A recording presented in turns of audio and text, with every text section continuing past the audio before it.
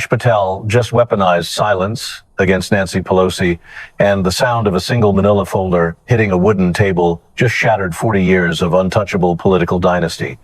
Nancy Pelosi just made the catastrophic mistake of calling Kash Patel a conspiracy theorist with a badge, delivering this insult directly to the face of the very man who had just uncovered thousands of classified documents deliberately buried in burn bags inside a secret room at FBI headquarters. These were highly sensitive documents about her own political party, documents regarding her powerful allies, and one highly specific file detailing lucrative financial patterns that traced directly back to her own family. While the former Speaker of the House was arrogantly lecturing him from her elevated dais about being the most unqualified FBI director in American history, she seemingly forgot exactly whose resume she was dissecting. Kash Patel did not start his career navigating the polished, elite corridors of Washington power. He began his journey grinding in the trenches as a public defender in Miami, aggressively representing the very people the justice system had eagerly thrown away. He did not cater to wealthy white-collar clients at prestigious silk-stocking law firms. Instead, he fiercely defended desperate drug addicts pulled straight from overtown street corners, undocumented workers violently arrested during aggressive factory raids, and terrified teenagers who were tried as adults simply because the broken system desperately needed a warm body to close an open case. He took on those unwinnable cases because absolutely nobody else would dare to, and he won enough of them in open court that the United States Department of Justice was finally forced to take notice. Patel rapidly evolved into a ruthless federal terrorism prosecutor operating under the Obama administration, not under Trump, but explicitly under Obama, successfully putting high-level Al-Qaeda and ISIS operatives permanently behind bars in sprawling, complex cases that spanned 3 distinct continents and required the seamless coordination of 7 different intelligence agencies. These were unimaginably high-stakes prosecutions where digesting the classified briefings alone took weeks, and where a single, poorly drafted legal motion could instantly compromise covert human sources deeply embedded in active, lethal terrorist networks. He didn't just prosecute generic, low-level terrorism, he prosecuted the incredibly complex kind that demanded absolute synergy between the CIA, the NSA, and foreign intelligence services, navigating a lethal high-wire act where one minor mistake didn't just mean a lost courtroom verdict, but resulted directly in a dead human source bleeding out in the streets of Raqqa or Kandahar. Moving to Capitol Hill, he meticulously authored the explosive Nunes memo that laid bare the absolute biggest surveillance abuse scandal in FBI history, a heavily documented memo that the mainstream media relentlessly branded a dangerous conspiracy theory until Inspector General Horowitz formally confirmed every single material finding. Patel exposed 17 critical, undeniable errors in the FISA applications and caught a corrupt FBI lawyer who actively altered evidence and ultimately pleaded guilty, triggering a massive investigation that the Durham report later concluded should never have been opened in the first place. Every single explosive claim in that memo, every assertion the Washington Post arrogantly called misleading, every detail CNN lazily labeled as cherry-picked, and every finding Pelosi herself had publicly dismissed as a shameful abuse of process was ultimately confirmed as absolute fact by the government's own internal investigators. For his immense trouble, Patel was actively and illegally spied on by the FBI while he was investigating the FBI.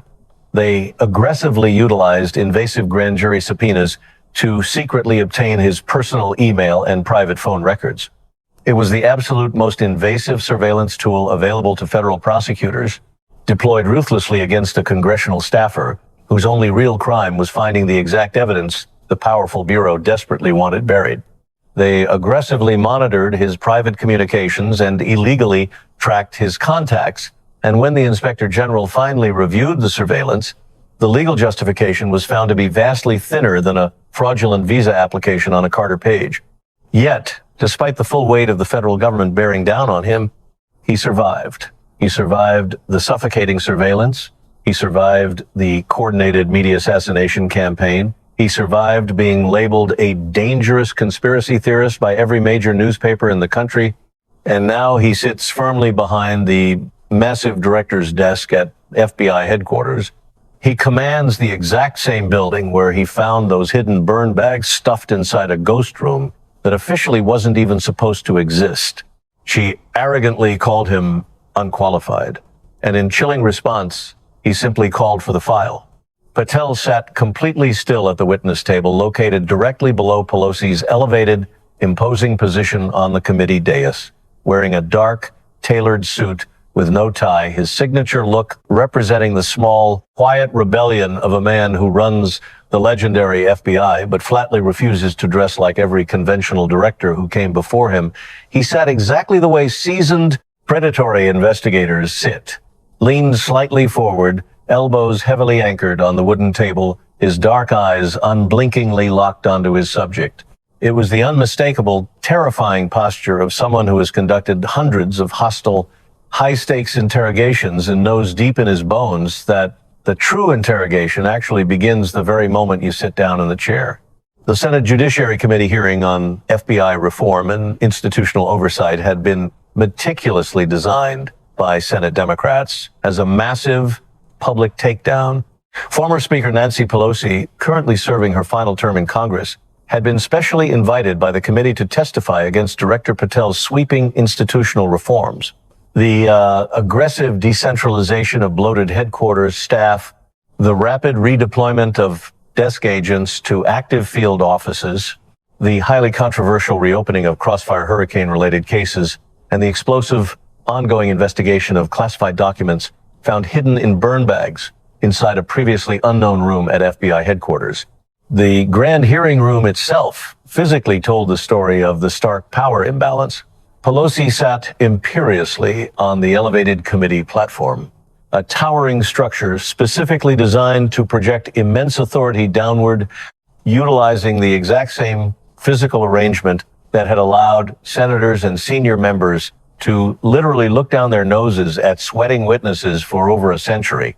Patel sat far below at the lowly witness table, locked in the exact subservient position traditionally reserved for nervous subjects, being aggressively questioned by their betters. The grand architecture was heavily supposed to communicate strict, unbreakable hierarchy, but on this specific day, it ended up communicating something else entirely. A terrified woman who desperately needed physical height to artificially project her authority, and a terrifyingly calm man who effortlessly projected absolute dominance from a cheap folding chair. Pelosi's opening statement was 8 uninterrupted minutes of highly polished theatrical devastation. She delivered it while standing up, because Nancy Pelosi always stood when she wanted to absolutely command the air in a room. She adjusted the silver microphone with the practiced, elegant ease of someone who had commanded thousands of national press conferences, and she looked down at Patel with the exact withering, icy expression she had perfectly honed over 4 long decades of wielding absolute political power. It was an expression that communicated entirely without words that the person she was currently looking at was vastly beneath her consideration. Director Patel, she began, her iconic speaker's cadence filling the cavernous room like a finely tuned instrument she had masterfully played for 40 years. Let me be direct. You are, by any objective measure, the most unqualified person to hold the office of FBI Director in the history of this republic. She let the brutal, stinging word land heavily in the room, unqualified. She listed his predecessors to twist the partisan knife. Christopher Wray was a former assistant attorney general handling thousands of cases. Robert Mueller was a highly decorated Marine and federal prosecutor. James Comey, despite their disagreements, led the powerful Southern District of New York. Louis Freeh and William Sessions were esteemed federal judges. These were serious men with serious credentials, she stated, looking down at Patel the exact way a prestigious university president might look at a confused freshman who had accidentally wandered into the wrong graduate-level lecture hall. She mocked him relentlessly, her voice dripping with venom. You wrote children's books, Director. Children's books about a character called King Donald who battles villains with the help of a magic wizard. You promoted QAnon conspiracy theories on podcasts. You signed copies of your books with QAnon, hashtag WWG1, WGA. You proposed, and I quote, turning FBI headquarters into a museum of the deep state. She pointed a perfectly manicured finger directly at him from the elevated dais, the iconic, terrifying gesture of a woman who had pointed at hundreds of powerful political opponents and watched every single one of them rapidly diminish under the crushing weight of her sheer authority. She invoked the sacred, blood-stained legacy of the Federal Bureau of Investigation, built by career professionals who fearlessly infiltrated the brutal mafia, agents who dismantled sprawling domestic terrorism networks, and agents who quietly prevented catastrophic attacks on American soil that the public will never even know about because the agents did their jobs far too well. You are dismantling their legacy. Her voice rose to the perfectly practiced dramatic crescendo that had successfully silenced hundreds of raucous congressional floor debates. You are firing career agents. You are relocating headquarters staff to punish those who don't demonstrate sufficient loyalty to one man. You are reopening closed cases not because new evidence demands it, but because political revenge demands it. She delivered her final, devastating blow. You are not a law enforcement professional, Director. You are a political content creator with a badge, a conspiracy theorist who got lucky, a children's book author who somehow ended up running the most powerful law enforcement agency in the world. History will remember you as the man who turned the Federal Bureau of Investigation into a weapon of personal revenge. And it will remember me as the woman who stood in this room and warned America before it was too late. She sat down violently with the sheer cracking force of a heavy gavel strike. Sustained, highly deliberate applause immediately erupted from the Democratic side of the massive dais, serving as much as a calculated political statement as Pelosi's sharp words had been. Two Democratic senators nodded visibly in aggressive agreement, while a progressive journalist seated in the packed press gallery rapidly typed out a breathless tweet. Pelosi just destroyed Patel. This is historic. A post which instantly racked up 3,000 retweets before Patel had even bothered to open his mouth.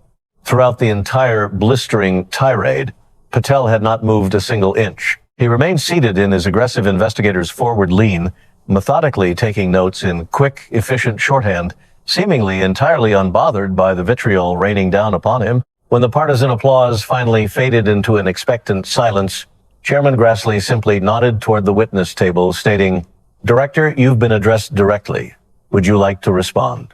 Patel calmly set his pen down, the click echoing in the microphone.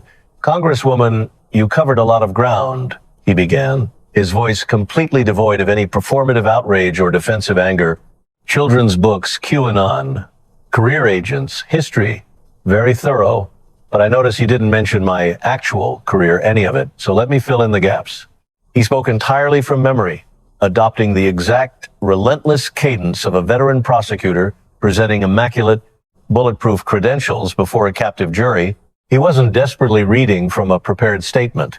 He wasn't nervously glancing at frantic notes. He was simply delivering hard facts in unbroken sequence because those facts undeniably belonged to him, and he had lived every single one of them. He systematically dismantled her elitist narrative, recounting his grueling time as a public defender in Miami-Dade County, representing the desperate drug addicts and undocumented immigrants the justice system forgot, trying harrowing cases ranging from drug trafficking to first-degree murder. "That's where I learned what justice looks like from the bottom, not the speaker's chair," he noted with a lethal, icy calm.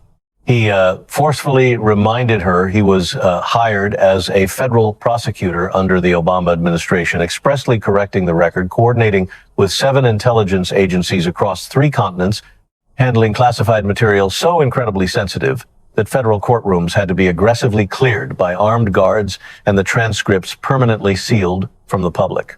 "That's not a children's book," Patel stated, staring straight through her. "That's a federal case file with a body count." He recounted serving as chief investigator for the House Intelligence Committee, uncovering the massive FISA abuse scandal, being illegally spied on by the FBI for doing his job, and being proven entirely right by the Inspector General, by Special Counsel Durham, and by the actual criminal conviction of the very FBI lawyer who falsified the evidence to destroy him. He rapidly listed his high-level tenure as senior director for counterterrorism on the National Security Council and his incredibly volatile stint as Chief of Staff to the acting Secretary of Defense. He locked his dark eyes with her wide ones. So when you call me unqualified, you're describing a public defender, federal terrorism prosecutor, congressional investigator, NSC counterterrorism director, and Defense Department Chief of Staff. If that's unqualified, I'd love to hear your definition of qualified. When Pelosi had initially finished her attack moments before, Patel hadn't paused, hadn't flinched, hadn't even reached to sip his water. Now the moment had finally arrived. He reached deep under the heavy wooden table and pulled out a thick, ominous manila folder. It was completely plain and unadorned, utterly terrifying in its simplicity, save for a stark, official FBI evidence tag affixed heavily to the tab. He set it down flat on the table. The sound, the flat, heavy, unapologetic thud of tightly compacted paper violently hitting solid wood, was instantly the absolute loudest thing in the entire hearing room. Pelosi's hand, which had been elegantly reaching for her crystal water glass to wet her throat, froze completely dead in mid-motion, hovering awkwardly in the tense air. "Thank you for that introduction," Patel continued smoothly, completely ignoring her frozen posture. "You called me a conspiracy theorist 8 years ago when I wrote the Nunes memo. Every conspiracy I theorized turned out to be a fact somebody was hiding." He deliberately, heavily tapped the thick folder with 2 fingers. "Now, I run the FBI, and I've been finding a lot of things people hid." He looked up directly into Pelosi's eyes, an apex predator analyzing its prey. "Shall we begin?" "We're not here to discuss my resume," Patel declared coldly, flipping open the manila cover. "We're here because the FBI has been documenting financial patterns in Congress, and one of those patterns has your name on it. Section 1, Subject Financial Profile," Patel read from the file, "actively utilizing the exact terrifying tone federal FBI agents use when presenting undeniable, damning evidence to silent grand juries. Flat, precise, and brutally clinical. Each staggering fact was stated strictly as an undeniable fact. Each massive number meticulously cited with its unassailable origin source." The tone wasn't theatrically dramatic. It was purely, coldly investigative, and that sheer clinical detachment was infinitely more devastating than any screaming, dramatic delivery could have ever been, because it actively treated Nancy Pelosi's legendary, untouchable financial history not as a mere partisan political scandal, but as an active, ongoing criminal case currently under federal review. He recited the staggering, impossible data for the record. She entered Congress in 1987 with a standard salary of $174,000 per year, yet her current estimated net worth magically sat in massive excess of $200 million. Her portfolio growth since entering Congress was an astronomical, logic-defying 16,930%. He looked up from the page, providing brutal, unarguable context for the cameras. The S&P 500 returned approximately 700% over the same period. Warren Buffett averaged roughly 200%. Your family outperformed Warren Buffett by a factor of 14. He let the suffocating silence stretch before delivering the prosecutor's conclusion. "As a former federal prosecutor, when I see returns 14 times better than the best investor alive, my first question isn't how. It's what did they know that nobody else knew? Because that kind of outperformance doesn't come from skill, it comes from information." He ruthlessly flipped to a chronological compilation of deeply suspicious trades. He detailed the June 2022 transaction where her husband, Paul, miraculously exercised highly leveraged options on 20,000 shares of Nvidia precisely while Pelosi was actively, personally shepherding the massive $52 billion Chips and Science Act through Congress. When media scrutiny heavily intensified in July, Paul rapidly sold at a $341,000 loss, an action the FBI characterized in the file not as compliance, but as evidence awareness. The subject recognized the pattern had been detected. He rapidly listed the July 2024 sale of over $500,000 in Visa stock, occurring mere weeks before the DOJ shockingly filed a massive non-public antitrust lawsuit against the company, saving the family hundreds of thousands in immediate losses through a miraculously timed sale executed right before a federal enforcement action. He cited a massive November 2023 Nvidia call option purchase, miraculously yielding $4 million in pure profit within 6 months, occurring exactly while she was actively engaged in market-moving AI legislation affecting Nvidia's market position. 12 documented instances of trades correlating with legislative or regulatory activity across a 4-year sample, Patel stated, setting the heavy page down. In the FBI, 1 coincidence is an anomaly. 2 is a pattern. 12 is a case. He looked up, reminding her that Senator Hawley purposefully named the bill banning congressional stock trading the Pelosi Act. They didn't call it the Corruption Act. They named it after you, because your name is now synonymous with the practice, he stated bluntly. He noted how everyday retail investors literally created sophisticated tracking apps to blindly copy her trades because doing whatever your husband does was statistically the most reliable investment strategy in America. Patel set his silver pen down and leaned back slightly, studying her. He invoked his gritty Miami days once again. When they got caught gaming the system petty fraud, check kiting, they went to prison. You've been operating a $200 million operation on a $174,000 salary for 40 years, and your punishment has been a bill named after you. He leaned forward, delivering the kill shot with dead eyes. In my experience as a prosecutor, the only difference between your operation and the ones I put behind bars is the zip code and the number of zeros. Up on the towering dais, Pelosi's perfectly manicured fingers began aggressively drumming the table. It absolutely wasn't the controlled, steady rhythm of seasoned political patience. It was the highly agitated, irregular, frantic pattern of someone hearing their entire hidden financial history being ruthlessly read aloud in a standard FBI case file format for the very first time in their sheltered life. This wasn't a fleeting, easily dismissed newspaper story. This was exactly how federal criminal indictments begin. Section 2, Patel announced, plunging the knife even deeper. Pattern of activity. In FBI investigations, we look for patterns, repeated behaviors that suggest intent rather than accident. Section 2 brutally documented the leveraging of high-level national security decisions for immense financial and political benefit. Event 1, January 6, 2021.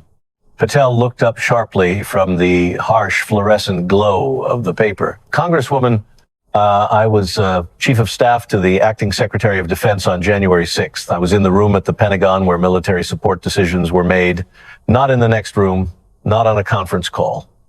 In the room, he detailed exactly how he sat directly across the table from Acting Secretary Miller when the panicked calls flooded in, actively writing the real-time timeline, documenting exactly who called whom, what was desperately requested, what was rapidly authorized, and what was dangerously, inexplicably delayed. He forcefully reminded her he wasn't lazily citing a sterilized, politically filtered committee report. He was a first-hand participant in the highest levels of the military chain of command who actively watched the clock and took the contemporaneous notes. This terrifying, granular detail completely separated Patel from every other person who had ever dared discuss January 6th with Pelosi. Capitol Police Chief Stephen Sund had desperately requested National Guard support multiple times before the breach, requests that heavily flowed through the Capitol Police Board, which crucially included the House Sergeant at Arms, who directly reported to Pelosi's office. On the defense side, we were ready, Patel confirmed coldly. Secretary Miller had pre-authorized deployment. The authorization required approval through the Capitol Police Board chain. That approval did not come. Patel was perfectly legally surgical with his next wording. I'm not alleging you planned what happened.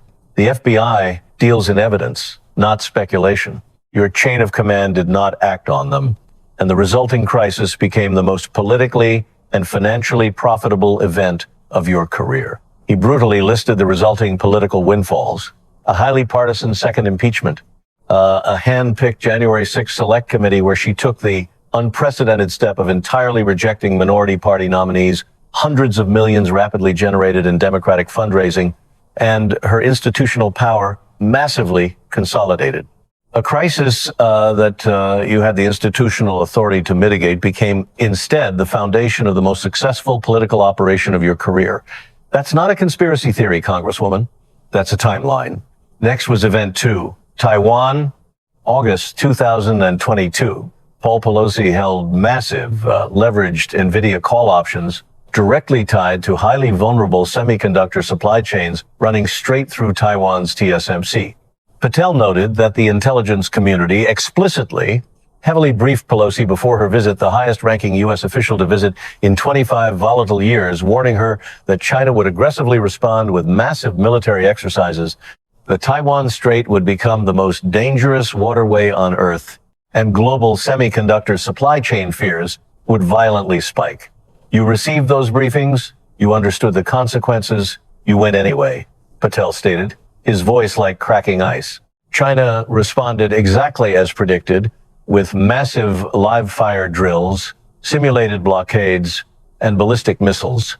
And immediately after, the completely stalled $52 billion CHIPS Act suddenly became hyper-urgent national security legislation, passing within days of her return. Your family was positioned to benefit before you boarded the plane, Patel noted flatly. In the FBI, when a subject takes an action they were warned would cause a specific outcome that benefits them financially, we document it as consciousness of financial motivation.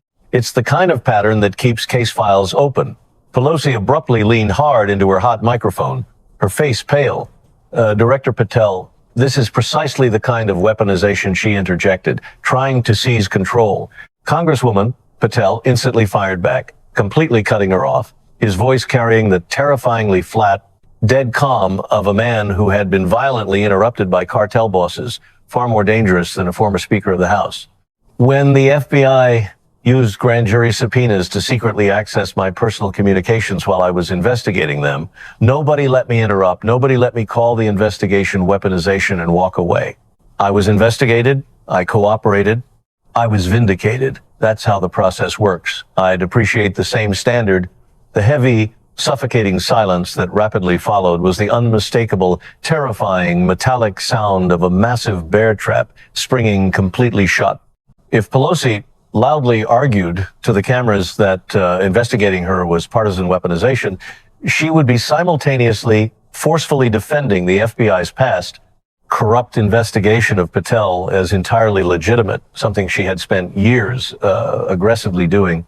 She absolutely couldn't have it both ways, and she saw the trap instantly. The crushing realization violently crossed her face. The exact sickening way realizations cross the faces of highly arrogant people who have spent 40 years being the absolute smartest person in the room and have just suddenly encountered a massive problem they physically cannot talk or bribe their way out of. Defeated by logic, she slowly sat back. Patel was utterly merciless, sensing blood in the water. Section 3, Associated Persons and Network Analysis. The FBI doesn't investigate individuals in isolation. We investigate networks. And your network, Congresswoman, is one of the most sophisticated I've encountered, and I've investigated terrorist financing operations.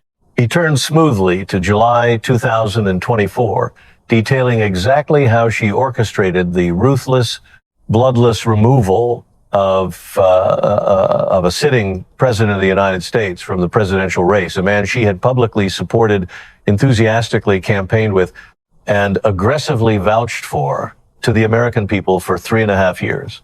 He cited multiple undeniable sources, including an anonymous lawmaker claiming she was at least 50% responsible, and former First Lady Jill Biden publicly stating, "We were friends for 50 years. It was disappointing." Patel coldly analyzed the word disappointing coming from a woman highly known for perfectly measured language, noting it heavily carried the weight of a betrayal that took 50 years to arrive.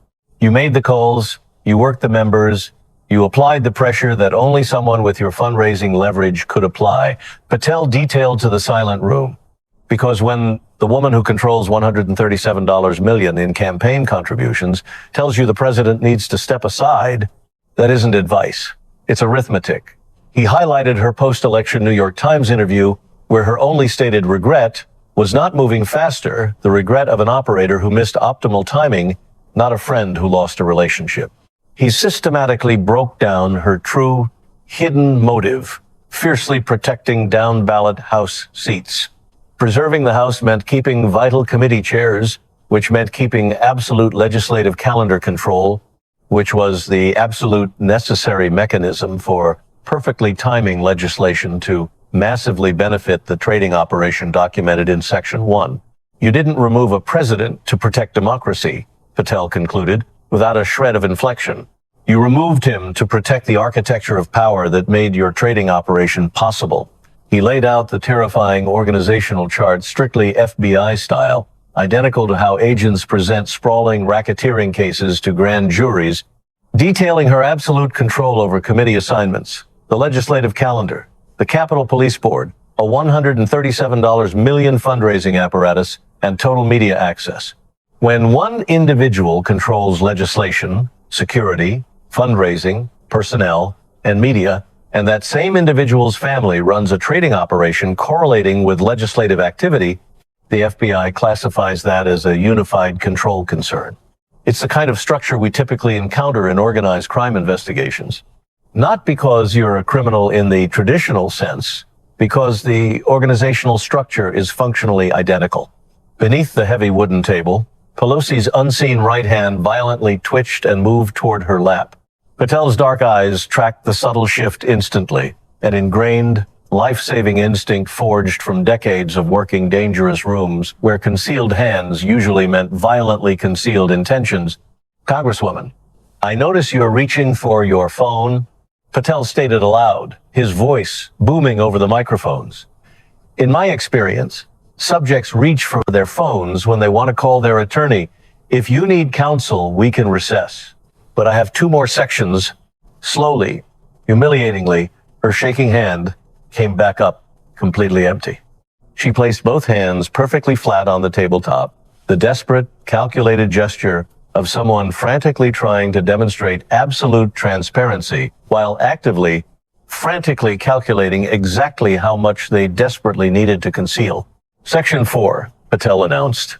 The pages turning like a ticking clock. Consciousness of guilt. The FBI looks for behaviors indicating a subject knows the rules and chooses to break them, not by accident, by calculation. He brought up September 2020 in San Francisco, when absolutely every salon in the city was forcibly shuttered by draconian COVID restrictions she publicly championed, voted for, and loudly told the American people were absolutely necessary to save lives. While terrified, small business owners, hairdressers, barbers, and nail technicians tragically lost their livelihoods because the Speaker of the House told them it was their patriotic duty to starve, security camera footage caught Pelosi deep inside e-salon, receiving a luxurious full blowout entirely without a mask. When caught, your response was not to apologize. It was not to acknowledge the hypocrisy. Your response was to blame the salon owner. You said you were set up, Patel recounted, his voice dripping with absolute disgust. The terrified salon owner, Erica Caius, received brutal death threats, closed her business, and permanently fled San Francisco while Pelosi haughtily remained Speaker. In the FBI, we call that consciousness of guilt with blame displacement. One of the most reliable behavioral indicators we track, Patel explained, also dropping a brief, stinging mention of Governor Newsom's infamous, maskless, $350 a plate birthday dinner at the French Laundry. Rules for the public, exceptions for the powerful. Patel physically set the behavioral section aside on the table and leaned aggressively forward, his entire physical demeanor violently shifting from a clinical FBI director reading a dry file to a battle-hardened former public defender who vividly, painfully remembered what these crushing rules looked like from the absolute bottom. I want to share something personal, he said softly, yet intensely. He told the heartbreaking, enraging story of Carlos, a desperate Miami barber he represented who was brutally arrested for keeping his shop open during the mandates. Carlos had 3 hungry children, a recently laid-off wife, and absolutely only his father's $1,979 barber shop to keep them from starving in the streets. He stayed open because if he didn't, he couldn't pay the rent that very month. Arithmetic, not ideology, Patel noted. Code enforcement brutally cited him with a massive $4,500 fine, vastly more than a month's net income, which the heartless judge mercilessly added to his massive mounting back rent. Carlos entirely lost the building, the historic chairs, the mirrors, the decades of customer photos. 41 years of a family legacy packed into boxes because a man who cut hair couldn't afford the fine for cutting hair, Patel said, his voice tightening with suppressed, righteous rage. He pointed straight at Pelosi's face. You opened a salon that was supposed to be closed. Same rules, same kind of restriction, same city, same state, same pandemic. You didn't get a fine, you got a news cycle, and then it disappeared. Carlos lost his father's barber shop because he was desperate. You got your hair done because you were entitled. While the American economy bled a staggering $3.7 trillion and small businesses vanished at horrific Great Depression rates, Patel noted that Paul Pelosi's portfolio gorged heavily on tech companies perfectly positioned to explode during the lockdowns. Amazon, Apple, Microsoft, CrowdStrike. Your family's portfolio grew by approximately $40 million during the same period. Rules for them. Returns for you, Patel spat.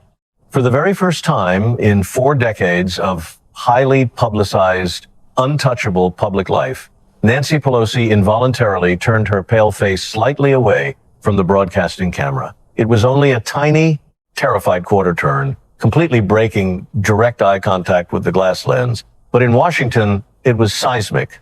The camera was her supreme instrument, her lifelong ally. The terrifying weapon she wielded, the way brilliant prosecutors wield forensic evidence. To look away was to unconditionally surrender the frame, and Nancy Pelosi never surrendered frames. But she surrendered this one. Patel noticed instantly, his brain hardwired from 20 years of studying terrified suspects in stark interview rooms. Congresswoman, he noted coldly, diagnosing her physical reaction live on air, gaze aversion during evidence presentation, discomfort indicator. I've seen it in hundreds of interviews. Usually means the subject recognizes the evidence is accurate and cannot be contested. He paused for maximum lethal effect. It also means we're getting close. Section 5. Conclusion, Patel declared, standing up for the very first time in the hearing. This simple, fluid, physical shift fundamentally altered the geometric power dynamics of the entire room. While seated, he had been physically below Pelosi, forced to look up. Now standing tall, he was exactly at eye level, utterly neutralizing the architectural advantage the historic committee room was expressly designed to provide. He casually closed the heavy manila folder, holding it tightly in one hand like a weapon. He rapid-fired the devastating summary, 40 years in Congress, a family portfolio that grew 930%, 12 correlated trades, security decisions on January 6, followed by the most profitable period of your career, a Taiwan visit triggering a semiconductor crisis while your family held semiconductor positions, the removal of a sitting president to preserve institutional power, COVID restrictions you championed, violated, and profited from. He stated these were meticulously documented patterns cross-referenced against financial disclosures, FEC filings, Capitol Police Board records, and finally, FBI case file materials recovered from burn bags inside my own headquarters. His voice suddenly changed, growing distinctly heavier and darker, completely shedding the prosecutor to take on the tone of a grim medical examiner describing a horrifying alien pathology. Speaking of burn bags. When I became director, I ordered a comprehensive inventory of all sensitive documents at headquarters. During that inventory, my team discovered a sensitive compartmented information facility, a SCIF, that did not appear on any official floor plan.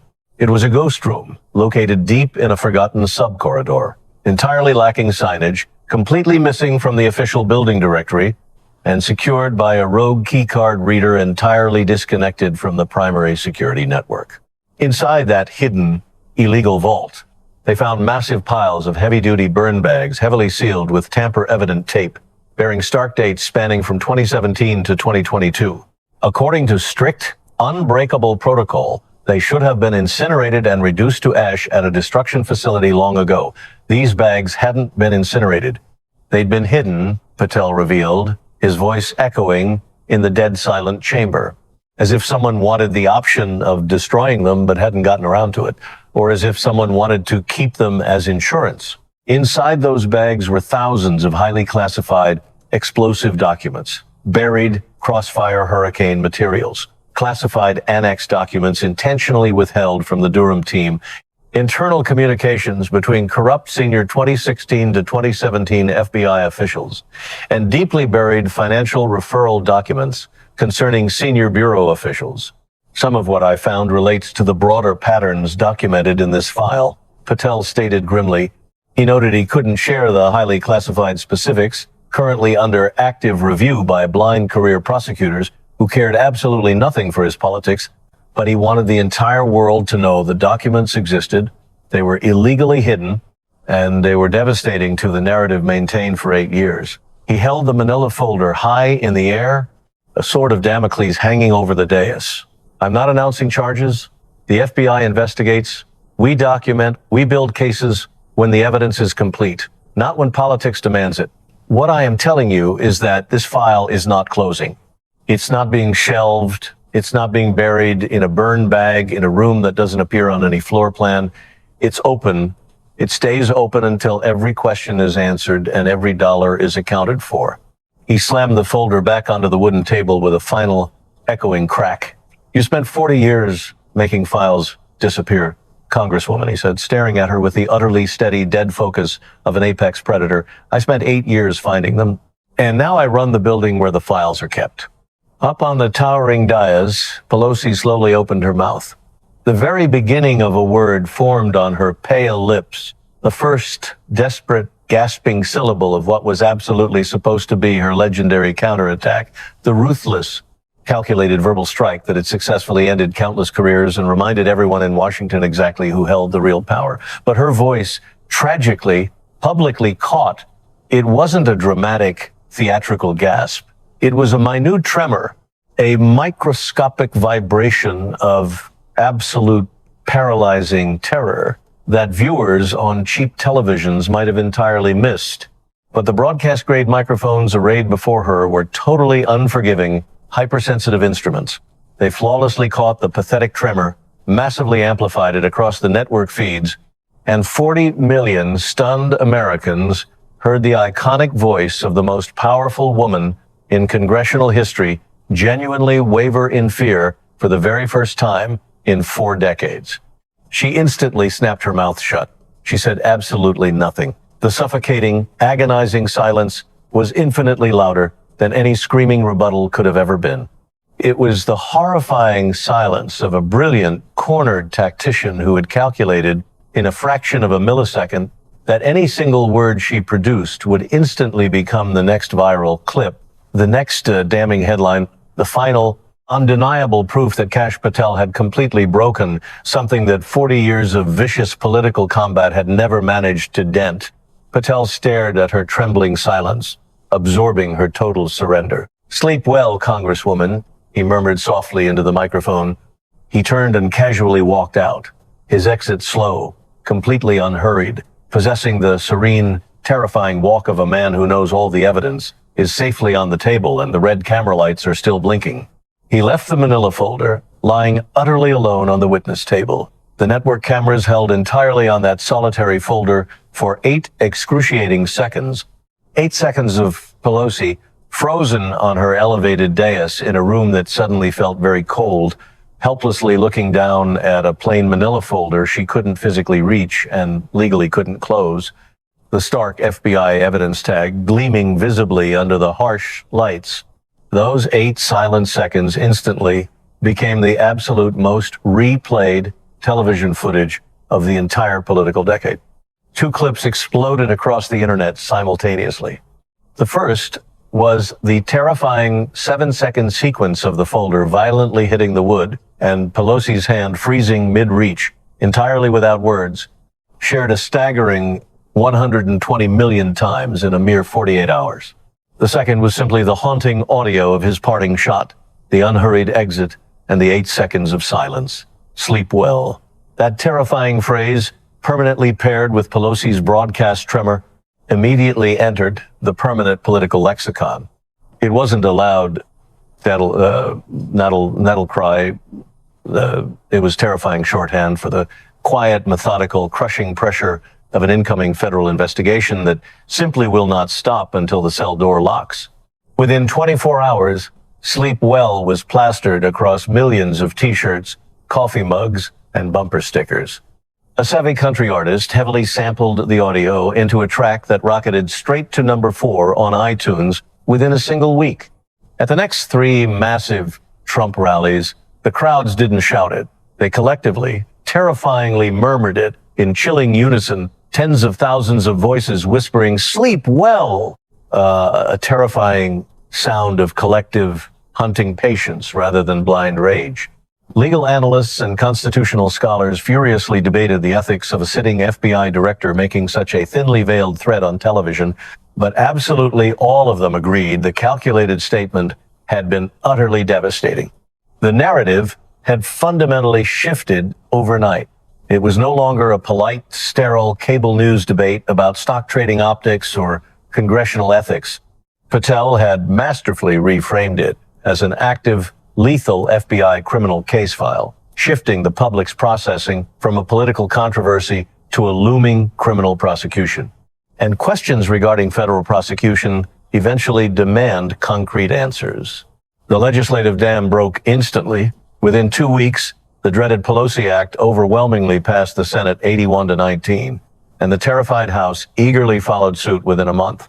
The very law Nancy Pelosi had violently resisted for years, the legislation she had used every obscure procedural tool to permanently kill, officially became federal statute, permanently bearing her name, a final brutal irony, cementing her legacy not for the landmark legislation she passed, but for the rampant, unchecked corruption she inspired a law to prevent. Within 10 days, the DOJ and the SEC launched aggressive, parallel investigations. A massive GAO audit, aggressively accelerated by Senator Rick Scott, rapidly expanded its scope. Shell-shocked legal analysts breathlessly noted on primetime TV that this combined four-headed federal apparatus, the FBI, DOJ, SEC, and GAO, each wielding independent, ruthless subpoena power, represented the single most comprehensive financial scrutiny ever applied to a living American politician.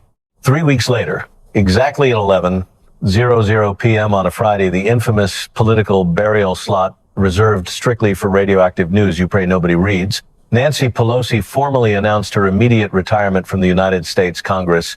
There were no flashing cameras, no tearful farewell press conferences, no dramatic final floor speech. It was just a stark, cowardly, 4-paragraph, 212 word-written statement from a woman who had famously held marathon press conferences that ran for hours, a woman who had built an entire empire on the unwavering belief that the lens was her best friend. 212 sterile words, followed by complete, permanent silence. Her panicked family frantically began divesting their massive individual stock holdings within days, desperately transitioning into the exact blind trusts and index funds she had spent a decade arguing were totally unnecessary. Court filings soon revealed the Pelosi's had quietly retained high-powered, white-collar defense counsel from Williams and Connolly, the exact same legendary firm that had represented Richard Nixon during the darkest days of Watergate, a dark symbolism that absolutely no one in Washington missed. Patel had kept his promise. Sleep well wasn't an empty political boast. It was a blood commitment. And commitments, unlike boasts, require brutal follow-through. Deep inside the sprawling FBI Washington field office, Special Agent Rebecca Torres sat completely frozen at her cramped desk, watching the viral replay during her lunch break. She had given 14 years of her life to the Bureau, joining eagerly at 24, because she deeply believed in the sacred mission carved into the marble lobby wall: fidelity, bravery, integrity. She hadn't signed up for the pathetic, highly politicized version the corrupted leadership had warped it into, where avoiding congressional anger vastly superseded pursuing blatant congressional corruption. She had watched the FBI's pristine reputation burn to ash from the inside during Crossfire Hurricane. She had watched cowardly directors promise sweeping reform and deliver only suffocating bureaucracy. Watched brilliant, dedicated agents flee to sleepy field offices in Omaha and Salt Lake City just to escape the sickening compromise of headquarters, and watched legendary investigators who had dismantled violent drug cartels quit in absolute disgust. When Patel described finding those hidden burn bags, Torres slowly set her cheap coffee down. She had heard the dark rumors for years. Every agent in Washington had engaged in whispered, paranoid conversations in the break room about missing files, killed investigations, and a phantom room that wasn't on any architectural map, but that certain senior officials knew all about. He found them, she whispered aloud to her desk partner, David Chen, a burnt-out 10-year veteran who had fled the public corruption squad after his biggest cases were repeatedly murdered by cowardly supervisors. He actually found them. Chen looked extremely skeptical. Think he'll follow through? Torres stared intensely at the frozen screen, showing Patel walking away, leaving the folder to marinate in the silence. That man was spied on by his own future agency for investigating them. They pulled his emails. They tracked his phone. They tried to bury him with the same tools they use on terrorist suspects. He survived. He came back. He took over the building, and he found documents people tried to burn. She picked up her coffee, a fierce light returning to her tired eyes. Yeah, he'll follow through. She went back to her real case files, but she kept a hawk's eye squarely on the internal bulletin board, knowing that if the director was genuinely launching massive task forces to hunt congressional corruption, she intended to be the very first agent standing in line. She had waited 14 long years for the FBI to remember its teeth. That folder on the witness table suggested the agonizing wait was finally over.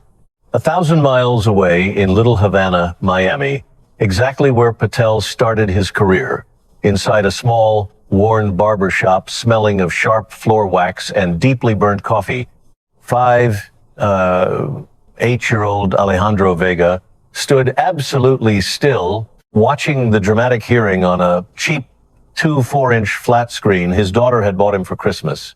His father, Ernesto, had opened this very shop in 1979 with just $11, a barber's license, and a fierce dream after fleeing communist Cuba. In 2020, Alejandro had been brutally slapped with that devastating $4,500 fine for keeping his doors open to feed his desperate employees.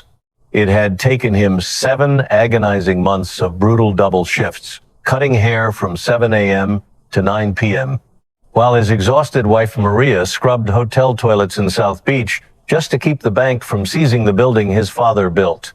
When Kash Patel vividly recounted the exact story of the desperate Miami barber crushed by the same hypocritical system that let Pelosi flaunt the rules without consequence, Alejandro slowly lowered his gleaming scissors mid-haircut. "That's me," he whispered in shock to his elderly customer, Rafael, a Cuban man who had been sitting in that exact same leather chair for 30 years. The details are different. The arithmetic is the same. Alejandro nodded slowly, his eyes locked on the screen. She got her hair done. I got a fine. She walked in and walked out. And the worst thing that happened to her was a news cycle. I walked in and walked out. And the worst thing that happened to me was almost losing my father's shop. Rafael stared at Pelosi's trembling image on the screen. "Mijo," Rafael murmured, his voice heavy with the profound weight of a generation that had fled violent systemic corruption. In Cuba, the powerful didn't follow the rules either. That's why we left. He looked respectfully at the faded 1,980 photographs of Ernesto taped to the mirror. Maybe here. Somebody finally asks them why. Alejandro silently picked his scissors back up, returning to work in the small shop that was battered, heavily weathered, and nearly broken, but was miraculously still standing. Witness an unprecedented moment in American history.